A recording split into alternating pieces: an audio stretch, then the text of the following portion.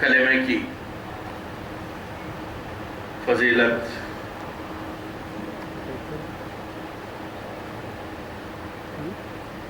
یہاں بیان کی جاتی رہی، چونکہ یہ درس کو احکام شریعت کا نام دیا گیا ہے، درس احکام شریعت۔ تو ہماری جو شریعت ہے اسلامی شریعت ہے،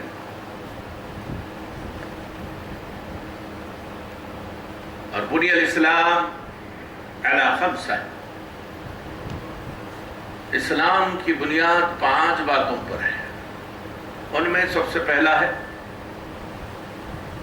الکلمۃ الطیبہ، ان تؤمن باللہ ورسولہ،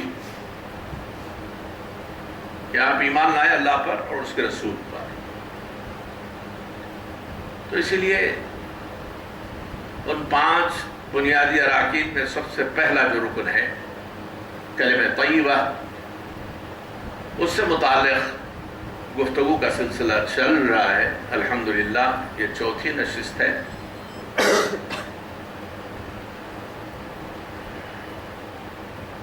قرآن کریم کی جو آیت مکرر ہر نشست میں بحیثیت سرنامہ سخن، یعنی گفتگو کا اگلا حصہ،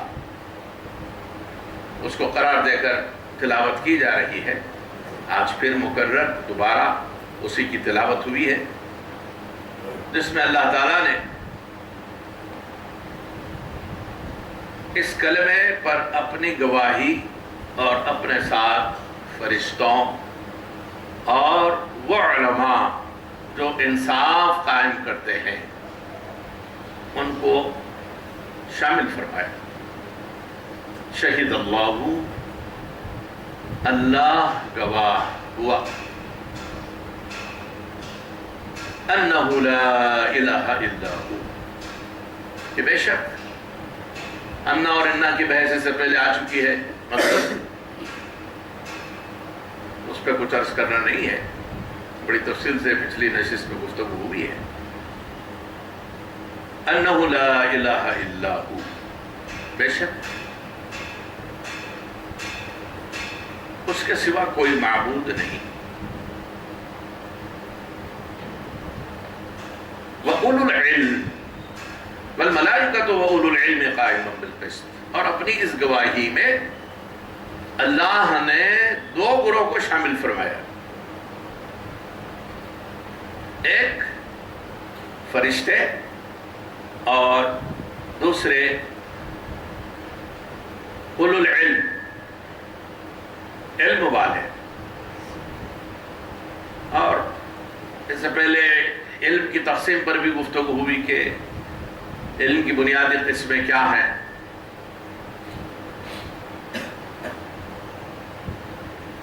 اور یہ کلمہ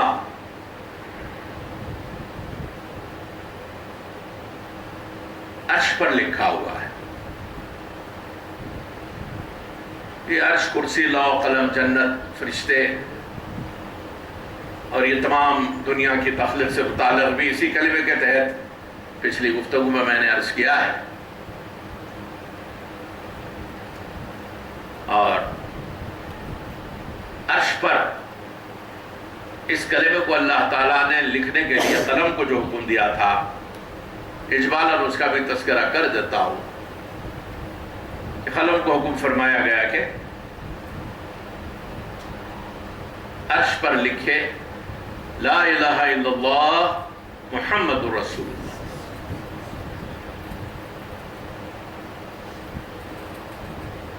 تو قلم چلا عرش پر، لوح جہاں ہے، تو لا الہ الا اللہ لکھنے میں 70,000 سال لگے۔ تو اب اس کلمے کی وسعت کیا ہے، اس کا دبدبہ کیا ہے، اس کا جلال کیا ہے، اس کا رعب کیا ہے، اور اس کی نورانی ایمانی جاہ و حشمی کیفیت کیا ہو سکتی ہے، کہ وہ قلم جس کے ذریعے ساروں کی تقدیر اللہ تعالیٰ نے روز آفرینش سے 50,000 سال پہلے لکھوا دی. تو اس قلم کو وہ سب لکھنے میں زیادہ وقت نہیں لگا.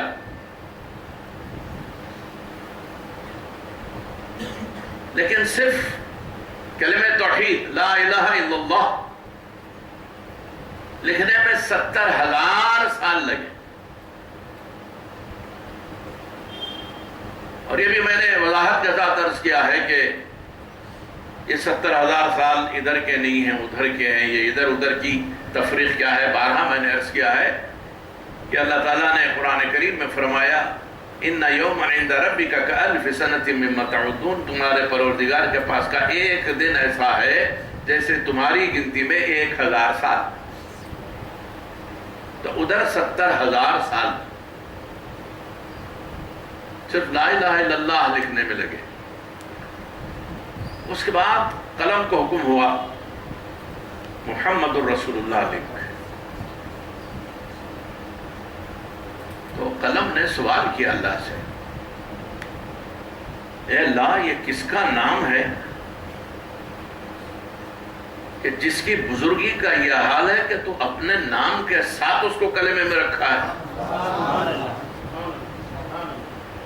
تو ارشاد ربانی ہوا کہ اے قلم لولاہ لما خلقت الدنیا ولولاہ لما خلقت الافلاک. اس اسم گرامی والی ہستی کو، اس شخصیت کو جس کا نام محمد صلی اللہ علیہ وسلم ہے، اگر پیدا کرنا مجھے منظور نہ ہوتا، میرے منشا میں نہ ہوتا، تو نہ میں آسمانوں کو پیدا کرتا، نہ زمینوں کو پیدا کرتا، نہ دنیا کو پیدا کرتا، نہ ما فیہا کو پیدا کرتا. تو اب جب یہ حکم ہوا تو قلم لا الہ الا اللہ کے بعد پہلا لفظ ہے محمد صلی اللہ علیہ وسلم. میم حا میم دال 4 حروف ہیں. کبھی آپ لا الہ الا اللہ محمد رسول اللہ کے حروف پر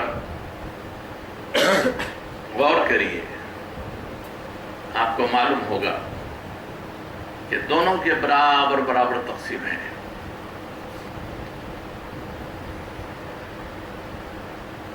اور یہ عجیب اللہ کا نظام ہے کہ اللہ میں 4 حروف، محمد میں بھی 4 حروف.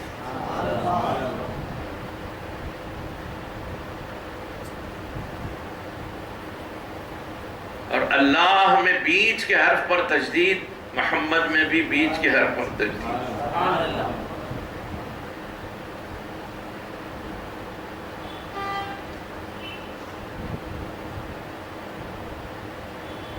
اب محمد صلی اللہ علیہ وسلم کہنے کے لیے ہونٹ چمٹتے ہیں.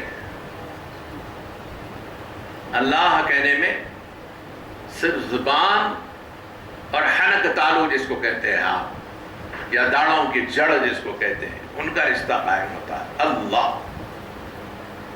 اور محمد تو اللہ میں بھی 2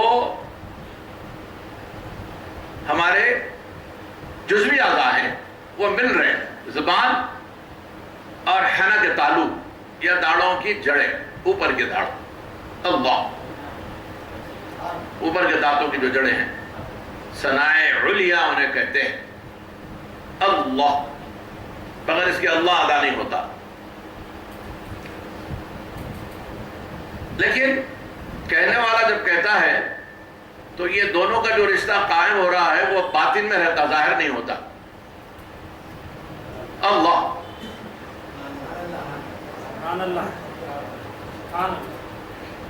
محمد جب آپ کہتے ہیں تو تب بھی 2 چیزیں مل رہی ہیں، اوپر کا ہونٹ اور نیچے کا ہونٹ. اوپر کا ہونٹ اور نیچے کا ہونٹ. اللہ کہنے سے جو ربط باہم ہو رہا ہے وہ ظاہر نہیں ہوتا، باطن میں رہتا ہے. محمد کہنے سے ظاہر ہو جاتا ہے. ہونٹوں کا چمٹنا ظاہر ہو جاتا ہے. عاشقوں نے عارفین نے لکھا کہ وہ جو حدیث ہے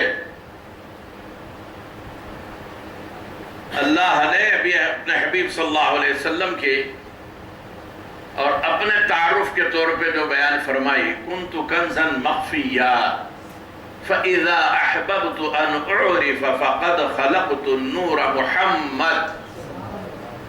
میں پوشیدہ چھپا ہوا خزانہ تھا.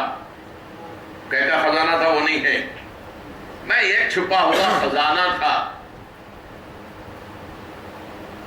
تو جب مجھے یہ پسند آیا, جب میں نے پسند کیا, چاہا کہ اپنا تعارف دوں, اپنی پہچان کراؤں, تو میں نے نور محمد کو پیدا کیا. تو نور محمد کی پیدائش سے پہلے میں چھپا ہوا تھا خزانہ, ایک پوشیدہ خزانے کے مانند تھا. اس خزانے کے اظہار کے لیے, اس کو ظاہر کرنے کے لیے, اس کا تعارف دینے کے لیے, اس کی پہچان کرانے کے لیے, اس کا پریچے دینے کے لیے, اس کا انٹروڈکشن دینے کے لیے میں نے نور محمد کو پیدا کیا. اللہ نے اپنی ذات کی پہچان کروانے کے لیے نور محمدی کو وسیلہ بنایا. کیا بنایا؟ شرک ہو جاتا نہیں وسیلہ بولتے. ان خالقوں کے وسیلہ بنایا. اوپر والا ہے, سب سے اوپر وہ نہیں ہے. سبحان ربی الاعلی, سب سے بلند و بالا, اونچا برتر, سب انہیں.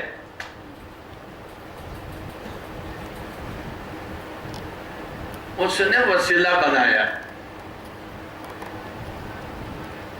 خالق وسیلہ بنائے اور مخلوق وسیلے کو شرک قرار دے.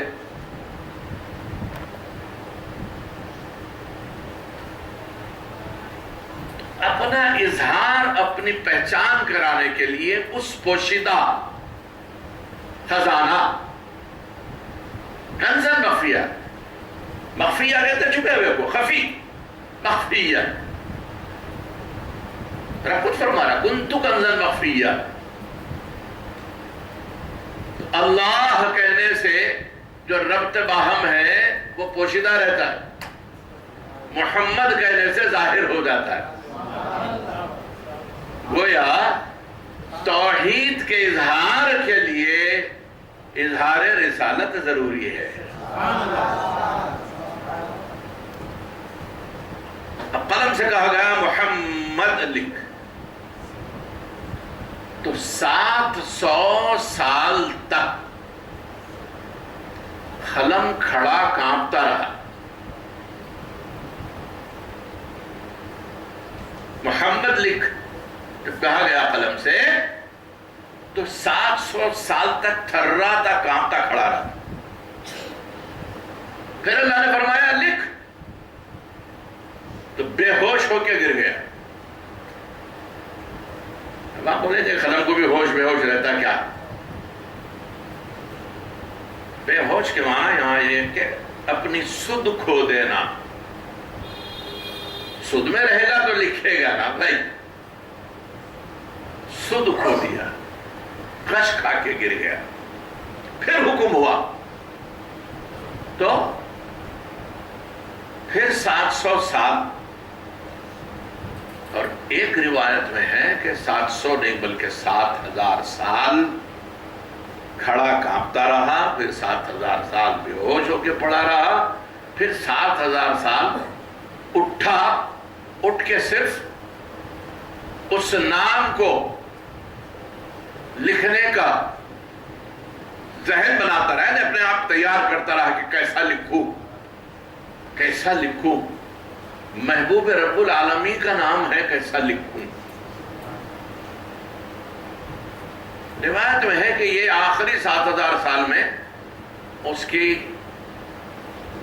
جو اگلا حصہ ہوتا ہے نوک جس کو آپ کہتے ہیں اس میں شگاف بنی. وہی شگاف کی نقل ہے جو سیاہی والے پین میں ہوتی ہے، برو کے قلم میں ہوتی ہے. شگاف بنی. پھر لکھنے میں 7000 سال لگے. یہ اس کلمے کے بارے میں ہے جو کلمہ ایمان والوں کی اساس ہے، بنیاد ہے. اور قرآن کریم میں اللہ تعالیٰ نے اس کلمے کی ایک مثال ارشاد فرمائی. أَلَمْ تَرَ كَيْفَ ضَرَبَ اللَّهُ مَثَلًا كَلِمَةً طَيِّبَةً كَشَجَرَةٍ طَيِّبَةٍ أَصْلُهَا قَائِمٌ وَفَرْعُهَا فِي السَّمَاءِ تُؤْتِي أُكُلَهَا كُلَّ حِينٍ بِإِذْنِ رَبِّهَا. کیا آپ نے نہیں دیکھا؟ أَلَمْ تَرَ كيف ضرب الله مثلا كلمة طيبة،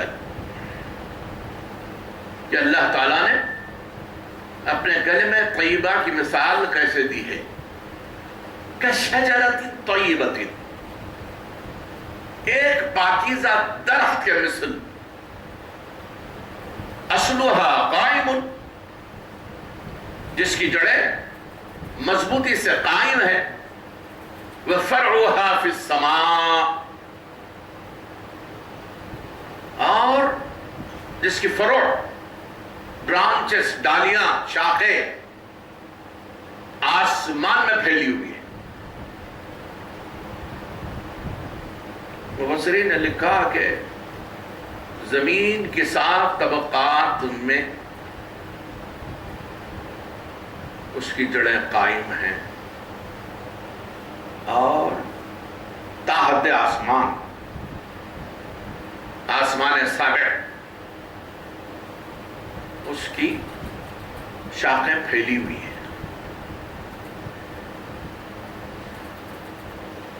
یہ درخت کی مثال دی اللہ نے.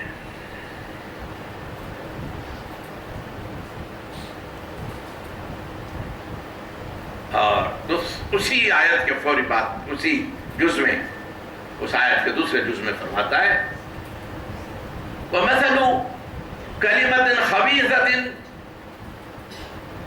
كَشَجَرَةٍ خَبِيثَةٍ نُجْتَثَّتْ من فِي الْأَرْضِ نُجْتَثَّتْ من فوقها.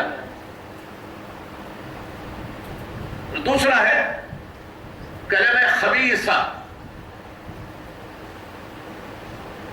ایک ہے کلمہ طیبہ جس پہ ہم گفتگو کر رہے ہیں، لیکن قرآن نے کلمہ خبیثہ کا بھی ذکر فرمایا. طیب پاک، پاکیزہ، اچھا. خبیث گندا، برا، بد.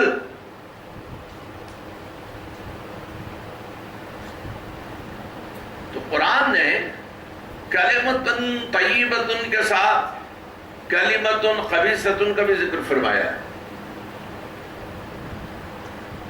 کلمہ طیبہ معلوم ہے ہم کو کیا ہے، اور اس کی مثال دی کہ اس کی اصل، اس کی جڑیں گڑی ہوئی ہیں.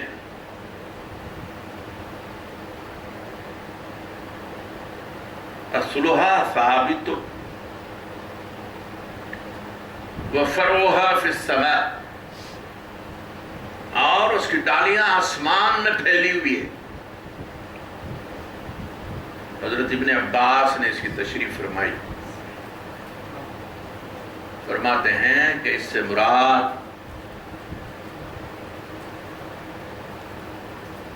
کلمہ طیبہ سے مراد ہمارا ایمان ہے، اور جس زمین کا ذکر کیا جا رہا ہے وہ مومن کا دل ہے. سبحان اللہ سبحان اللہ. کہ مومن کے دل میں اس کی جڑیں پیوست ہیں، گڑی ہوئی ہیں مضبوطی سے. اور آسمان تک جو ڈالیوں کی بات کی جا رہی ہے وہ اعمال مومن ہے. یہ ایمان مومن ہے جو قلب میں ہوتا ہے، اور وہ اعمال مومن ہے جو آسمان ہی نہیں عرش تک پھیلے ہوئے. یہ ایمان اگر مضبوطی سے قائم رہتا ہے تو اعمال عرش تک پہنچتے ہیں.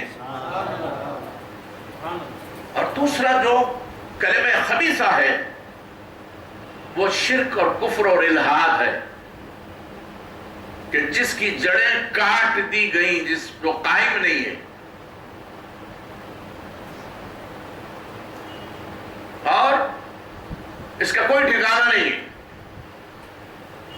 اور نہ ہی یہ آسمانوں تک اس کی رسائی ہو سکتی ہے.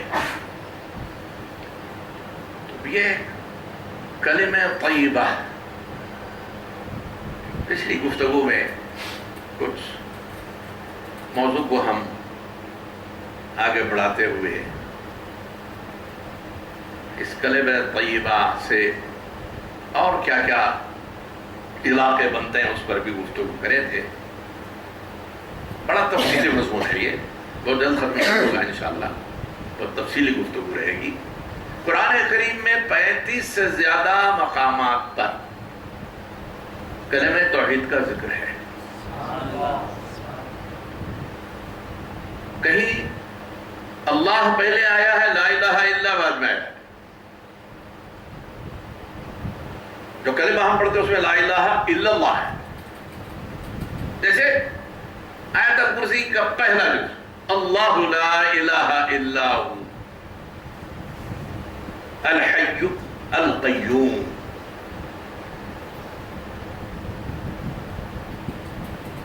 اللہ ہی ہے کہ جس کے سوا کوئی معبود نہیں. یہ لا الہ پہ بحث کریں گے ابھی. یہ تو ہم عرف عام میں الہ کے جو معنی ہیں اس پر بحث کر رہے ہیں ابھی. لا الہ الا ہو الحی القیوم. کون ہے وہ؟ حی، حی قیوم، الحی القیوم. یہ اللہ موصوف ہے الحی القیوم، اس کی صفات ہے. موصوف صفت پر بھی گفتگو ہوئی ہے پچھلے نشست میں. وہ جو ہمیشہ ہمیشہ رہنے والا ہے، الحی زندہ جاوید، وہ مومن الفاظ میں ہم کہتے ہیں، لیکن یہ لفظ بھی اس کے لیے شاہ نشان نہیں سمجھا جاتا. الحی القیوم، ہمیشہ ہمیشہ قائم رہنے والا. کیسا ہے وہ؟ لا تاخذہ سنۃ ولا نوم. اپنی صفات بیان کر رہا اللہ تعالیٰ کہ اس کو اونگ بھی نہیں آتی. پلک جھپکنا، غفلت میں ایک لمحے کے لیے چلے جانا، یہ بھی اللہ کے شاعر شانی سے بھی مبرہ ہے. اور نہ ہی سوتا ہے. نوم کہتے ہیں نیند کو. اس کو اپنے آغوش میں نہیں لیتی. لا تاخذہ سنۃ ولا نوم، نہ اونگ، نہ غفلت، نہ نیند. اللہ نے اپنی صفات الہیہ، ربوبیہ، ملوکیہ کا ذکر فرمایا. اب یہ جو لا الہ، جو قرآن کی آیتیں ہیں، سب میں یہ کلمہ مشترک ہے. جیسے میں نے آپ سے کہا کہ کہیں اللہ بعد میں آیا، کہیں پہلے آیا. لیکن لا الہ کہیں لا الہ الا ہو کے ساتھ، تو اللہ الذی لا الہ الا ہو عالم الغیب والشہادہ. سورہ حشر کی آیت ہے. اب جو ہے ہم جو گفتگو کرنے جا رہے ہیں، لا الہ پھر الا اللہ، یہ کلمے کے اجزاء ترکیبی کہلاتے ہیں. لا الہ الا اللہ، کتنے کلمے ہیں؟ اللہ میں 4 حروف، اور توحید باری کے لیے 4 کلمے، لا الہ الا اللہ. محمد میں بھی 4 حروف، کلمہ رسالت کے بھی 4 جز، محمد رسول، محمد الرسول اللہ، مضاف مضاف الیہ رسول اللہ. اللہ جو اس میں مشتق کہلاتا ہے،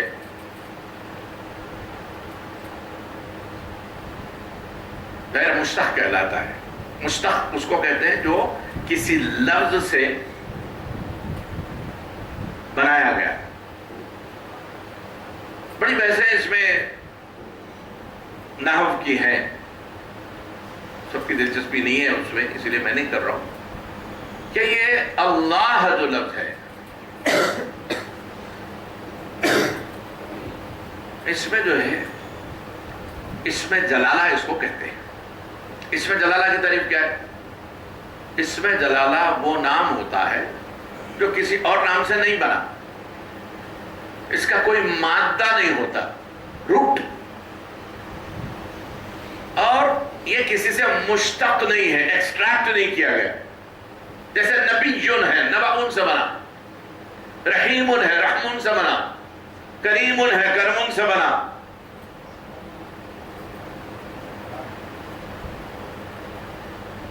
الہن ہے، وصل بحث. تو پہلا کلمہ کیا ہے؟ لا.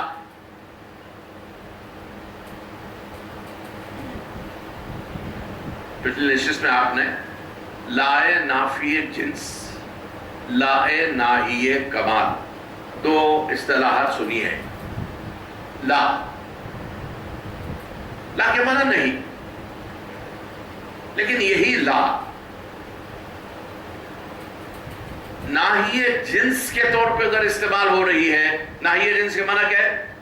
ناہیے جنس کسی بھی شے کے وجود ہی کا انکار کر دینا. لا، کسی بھی شے کے وجود کا انکار ہے لا. ایک دوسرا جو لا ہے جس کو ناہیے کمال کہتے ہیں، کسی کے کمال کا انکار. جیسے میں نے حدیث بھی پیش کی تھی پچھلی نشست میں، لا صلاۃ الا بحضور القلب، نماز نہیں الا بحضور القلب، سوائے اس کے کہ حضور قلب ہو. یعنی حضور قلب کے بغیر نماز اصل نہیں ہے اس کی.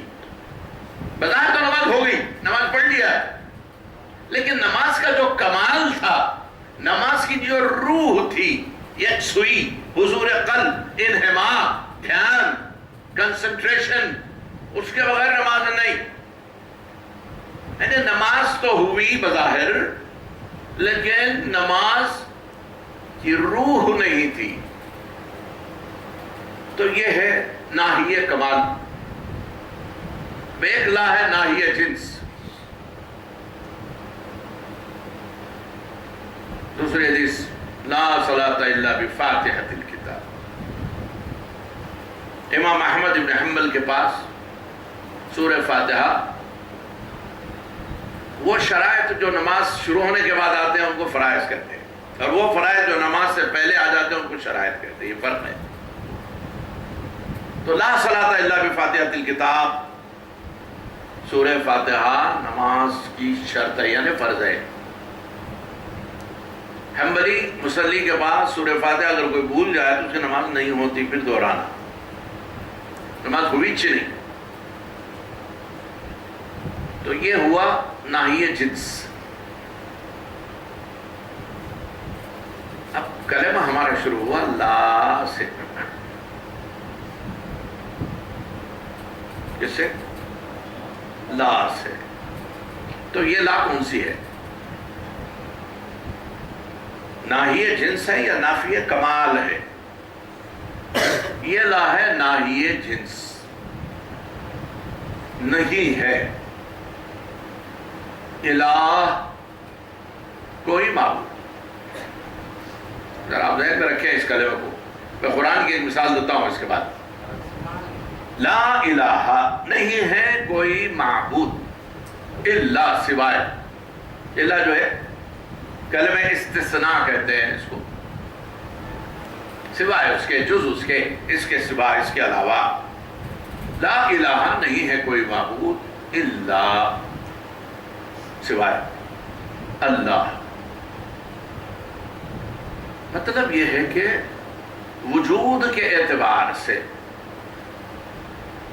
کوئی معبود حقیقی نہیں ہے. یہی لفظ الہ قرآن کریم میں بتوں کے لیے بھی مستعمل ہوا ہے. جس وقت حضرت ابراہیم علیہ السلام نے آزر کے بنائے ہوئے بت خانے میں بتوں کو توڑ پھوڑ دیا تھا،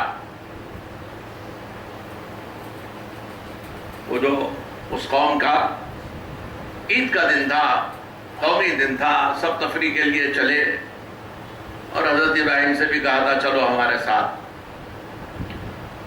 تو آپ نے فرمایا میں نہیں آتا، انا سقیم، کچھ I don't feel well, I am not well, I am not feeling well, I am not doing well.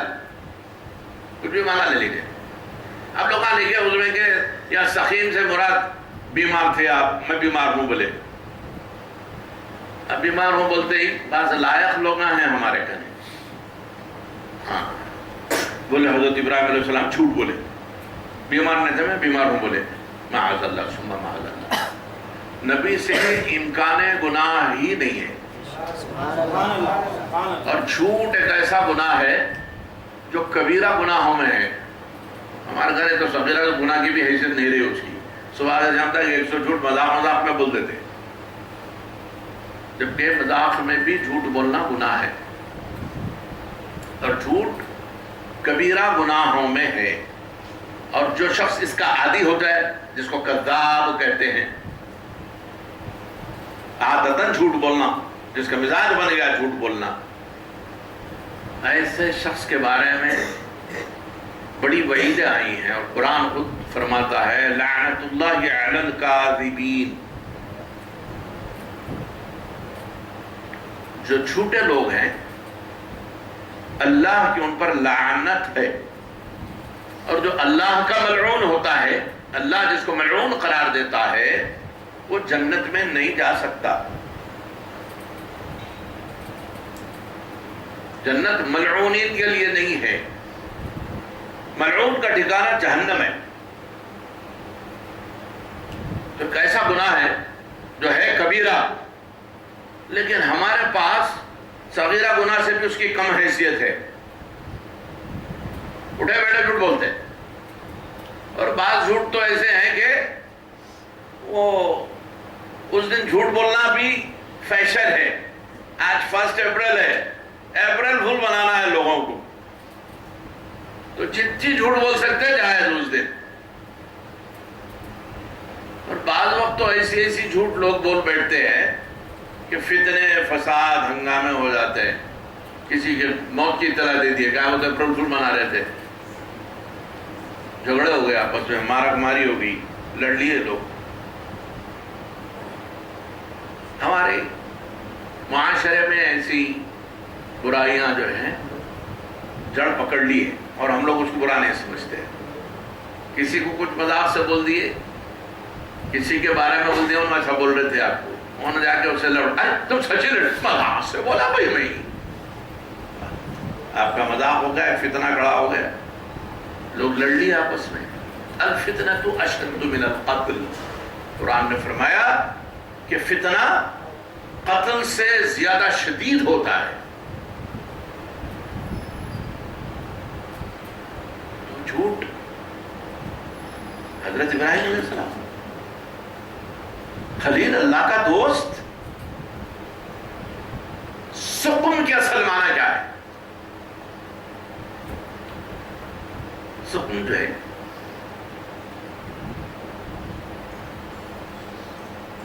کوئی کمی،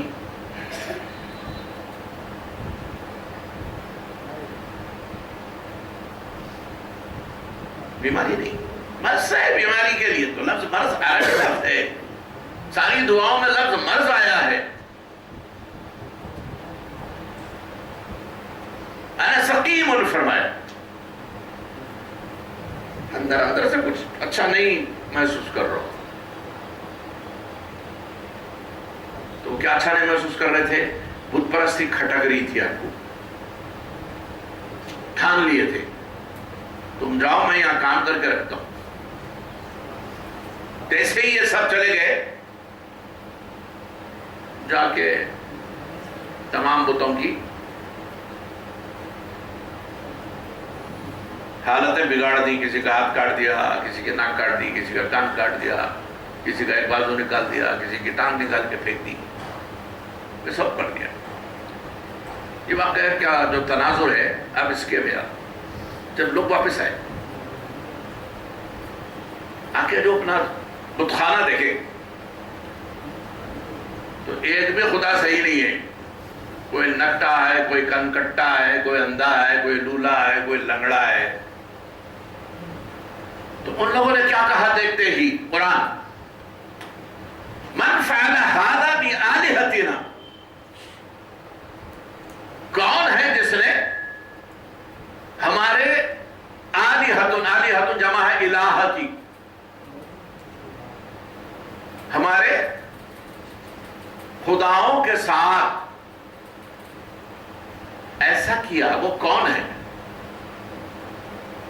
جواب آیا فتى يقال له ابراہیم، ایک نو عمر نوجوان ہے جس کو ابراہیم کہتے ہیں. تو لفظ الہ اس کی جمع آلہۃ، تو یہ تو پتھر کے صنم کے لیے بھی آیا.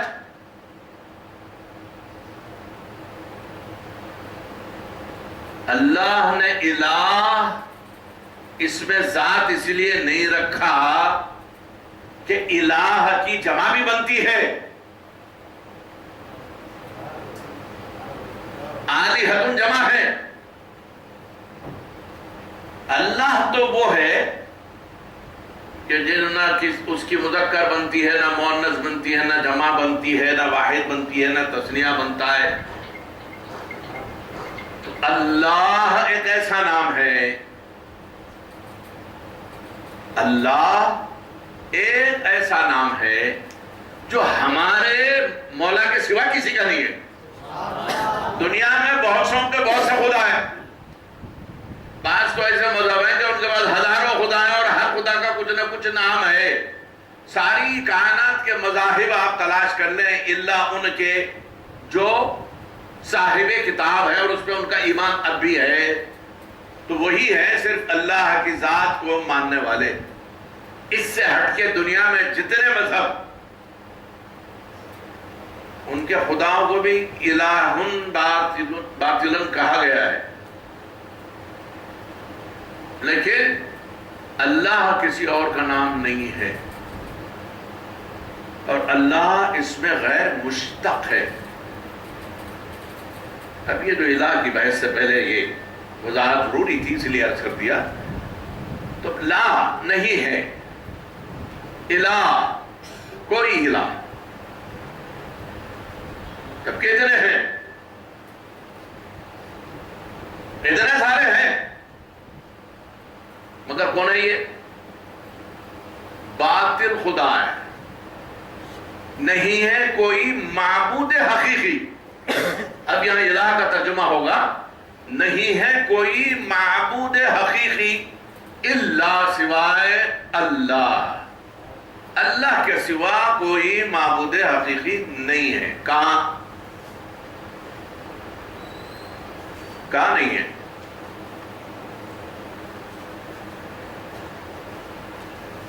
دنیا میں نہیں. لفظ دنیا بولے تو بہت سی چیزیں آ جاتی پھر بحث میں. زمین ہے، طبقات زمین ہے، سمندر ہے، 1/3 زمین ہے، 3/4 پانی ہے، فضائیں ہیں، جھاڑ ہے، پہاڑ ہے، افلاک ہے، اجسام فلکی ہے. ایک دنیا کی بحث نہیں ہے. اور اجسام فلکی میں ایسے ہیں کہ دنیا تو کوئی چیز ہی نہیں ہے ان کے سامنے. سورج سے 1000 گنا بڑے. ایسے اسٹارز ہیں جو سورج سے بھی 1000 گنا بڑے ہیں. اور ایسے 1-2 نہیں ہے، ایسے ہزاروں ہیں. تو کہیں بھی معبود حقیقی نہیں ہے اس کے سوا الا اللہ. لا الہ الا اللہ. ایک لطیف نقطہ ہے یہاں، وہ عرض کر دیتا ہوں. انکار ایک ہے، اس میں اقرار ایک ہے. پہلے کلمے میں انکار ہے، لا الہ، نہیں ہے کوئی معبود حقیقی الا اللہ، اللہ کے سوا. کوئی معبود حقیقی ہے تو وہ اللہ ہے، اللہ کے سوا کوئی اور نہیں ہے. تو ایک ہے انکار، دوسرا ہے اقرار. اور کسی کی ہم گواہی دینے کا نام ایمان ہے. اشہد ان لا الہ الا اللہ وحدہ لا شریک لہ واشہد ان محمدا عبدہ ورسولہ. اسی کا نام ہے ایمان. اور کلمہ طیبہ یہی لا الہ الا اللہ اور محمد الرسول اللہ کا نام ہے. تو جب ہم گواہی دیتے ہیں کہ نہیں ہے کوئی معبود اللہ کے سوا،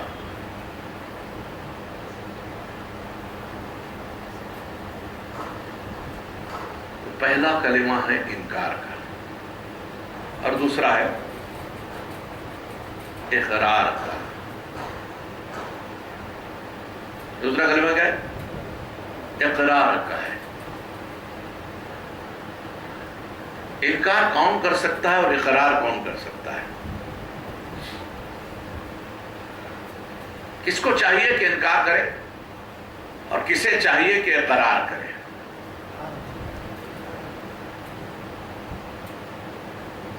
کوئی معبود نہیں ہے، کہاں نہیں ہے؟ طبقات ارض میں نہیں ہے، فضاؤں میں نہیں ہے، ہواؤں میں نہیں ہے، سمندروں میں نہیں ہے، جھاڑوں میں نہیں ہے، پہاڑوں میں نہیں ہے، جانوروں میں نہیں ہے، کسی شے میں نہیں ہے، فضاؤں سے پرے نہیں، آسمان اول پہ نہیں، اجسام فلکی میں نہیں، 7 آسمانوں میں نہیں، جنت، دوزخ، لوح، قلم، عرش، کرسی پر، سوائے اس کے سوا کہیں بھی کوئی معبود حقیقی نہیں ہے. یہ ہے انکار. اور وہ ہے اس کے سوا کوئی نہیں ہے، تو وہ ہے اقرار. دونوں صورتوں میں مشاہدہ ضروری ہے، کسی کا انکار کرنے کے لیے بھی، اقرار کرنے کے لیے بھی. ایسے محفل ہے، کوئی صاحب آئے اور مجھ سے پوچھے کہ بھئی مذکر پاشا ہیں کیا؟ میں باخبر نہیں ہوں اگر کہ مذکر پاشا میرے بائیں جانب بیٹھے ہوئے ہیں. نظر پڑ گئی کہاں ہے. پوروں کو دیکھنے سے پہلے اگر صرف مذکر پاشا کو بھی دیکھ لوں تو میں اقرار کر سکتا ہوں کہ ہاں ہے۔ اقرار کے لیے ایک ہی کو دیکھ لینا کافی،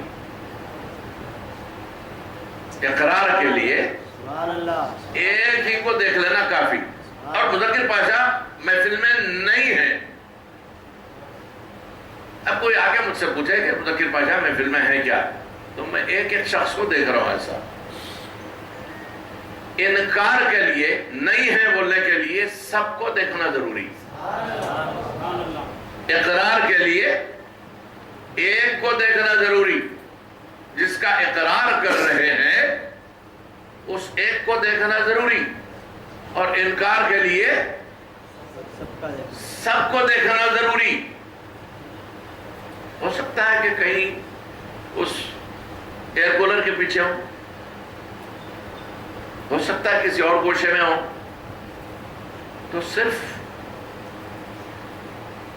جتنی موجودات ہیں سب کو دیکھنا ضروری ہے انکار کے لیے، اور اقرار کے لیے سب سے صرف نظر کر کے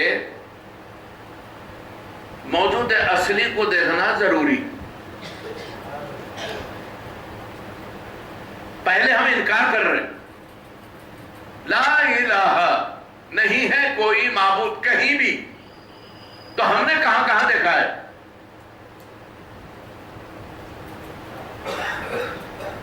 سمندروں میں دیکھ لیے، طبقات ارض میں دیکھ لیے، زمین کا چپا چپا چھان لیے، ہر پودے ہر درخت کو چیر کر دیکھ لیے،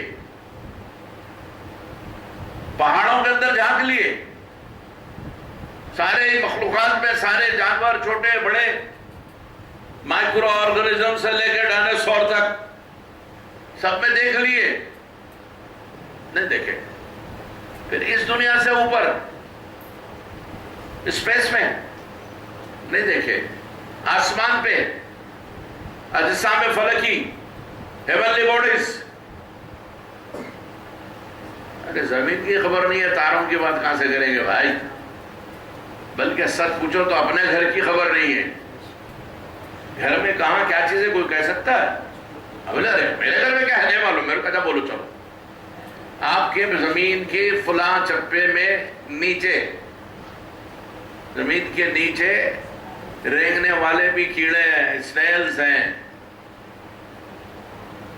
دیکھیں کھود کے وہاں کھدائی کرے تو جتنا کیڑا نکلتا، پتا نہیں کہاں کہاں کون کون سے چھوٹے چھوٹے جانور ہیں، انسیکٹس ہیں، نہیں معلوم ہے۔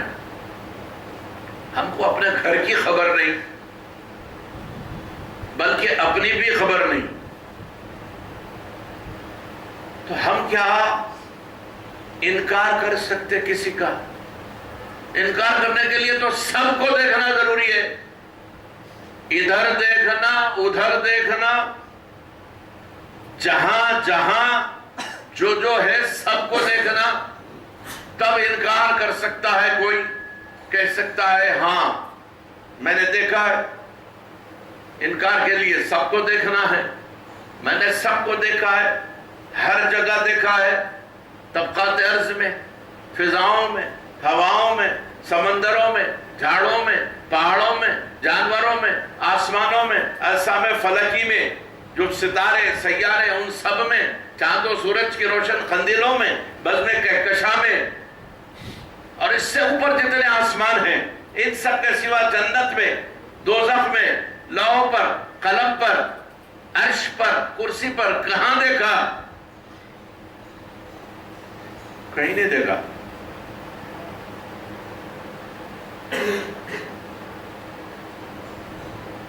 انکار کے لیے دیکھنا ہے، اور اقرار کے لیے جس کا اقرار کر رہا اس کو دیکھنا ہے۔